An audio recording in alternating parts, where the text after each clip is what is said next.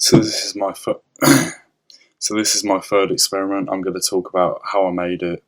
Just the influences will be seen in the blog post. I'm just going to talk about how I made this first experiment. So beginning with the first element, I have loaded in an Indian Bansuri flute using the EXS24 sampler. I just went to the Indian Bansuri flute on World and decided that this would be perfect. This instrumentation is based off, you'll see in the blog post, a song by Xavier Wolf called Hollow Squad. So that's the first instrument that I have loaded in, and I decided that this is the first melody, and it plays C second octave, A first octave, G first octave, and A first octave. And this is a 16 bar experiment, and this first melody, first 4 bars is repeated 4 times. 4 times 4 is 16 bars, and it's just repeated throughout the 16 bars. So that's the first melody, and in this I've actually mixed based off of the genre influence. So I started mixing this first element with EQ. I decided to put a high pass filter on and just cut out all of the low end frequencies, and then a little boost on the mids and a small drop in the mid highs. So that's the first. Then I decided that to add a large amount of reverb with a large amount of decay and not that much size of density. So I dropped the 100%.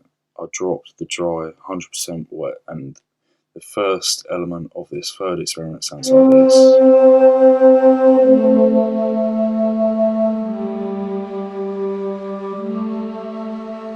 So that first 4 bars is repeated throughout the 16, and as you can see right there's a lot of reverb added.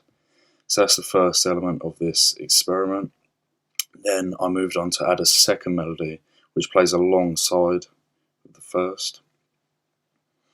So this is a piano. Once again, I used the EXS24.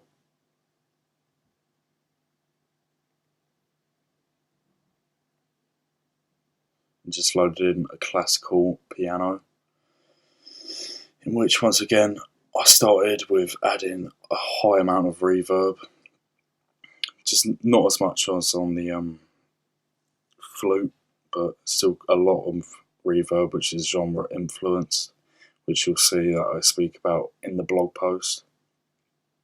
Once again, a large amount of decay, but not a lot of size of density. Then I added the EQ, which I chopped.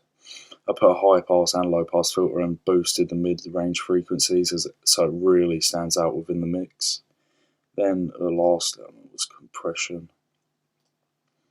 Then I moved on to the snare, which, excuse me, this is the pattern of the classical piano. So the first 4 bars, it plays C4, G4, F4, G4, B3, E3, D4, E4, A3, C4, and G4. So after this, I might as well play this quick.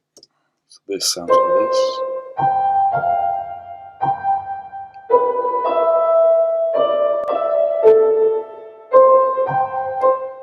So that sounds like that. So you can hear a high amount of reverb on that piano. Then move on to the snare, which lands in the first bar, 4 bars. It lands on the third beat of the first bar, third beat of the second bar, third beat of the third bar, and on the 4th bar it lands on the second and third beat, and that is just repeated throughout the 16 bars. And bring up the mixer. On the snare, I dropped all of the high ends, boosted around the mid-range frequencies, just it really stands out within the mix. Then after that was the hi-hats.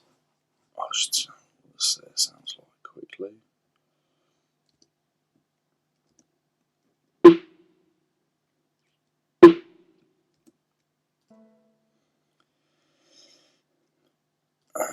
Compress the snare quite heavily as well.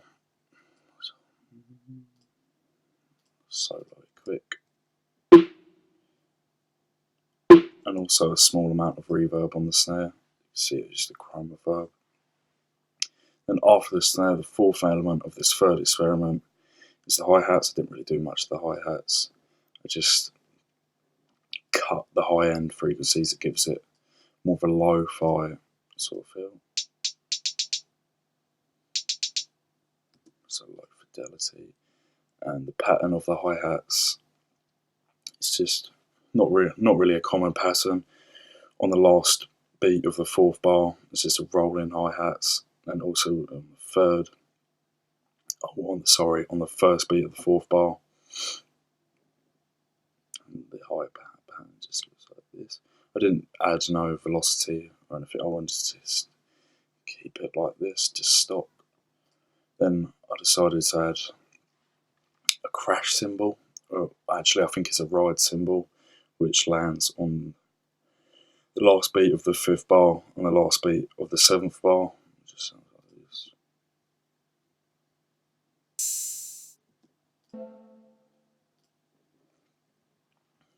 I don't think I mixed any of that, no. Then the bass line, or the bass. For the first 8 bars, first 4 is repeated once again, which plays E3, D3, F3, and C3. So that them 4 bars, that pattern is repeated once again, 4 till 8. Then it contrasts in the last 8 bars of this 16-bar experiment. Plays E3 for the first 3 beats of the 9th bar, last 3 beats of the 10th bar, last beat and the first beat of the 12th. There's F3, so E3, E3, F3, and it drops right down to C3 for the last beat of the 12th bar, and that is once again repeated. That 4 bars repeated for the last 4 bars of the experiment. Then finally is the kick drum. Actually, got the mix. So I EQ'd the bass, boosted the bass frequencies of the bass, so it really stands out and hits hard within the mix, and drop the high ends. I don't want any high ends on a bass. And also added a bit of bit crusher, put that drive up, so it does really stand out within the mix, and a little bit of distortion on the bass. And finally, the last element of this experiment is the kick drum. So this is how I EQ most of my kick drums, really punchy boost to drop all the low sub frequencies in the kick and boost around 70 Hz, so 67, and once again boost around 150, so 138 I did on this. This really stands out within the mix, and dropped all of the high ends, because I don't want any high ends in the kick. So that's all of the elements of this third experiment. It's all stock from Logic, no samples used. All I need to talk about the pattern of the kick drum. So the kick lands on the second beat, actually, first beat of the first bar, last beat of the first bar. Second beat of the second bar, first beat, it's just repeated. It's them two right there, just repeated throughout the 16 bars. And like I just started saying, everything in this experiment is stock from Logic. No samples used. As you can see, the EXS24 sampler, which I loaded in the flute. Then once again the EXS24 loaded in the piano. Then Ultra Beat, I used the 808, so Logic's version of the 808 drum machine. And that's it for this third experiment.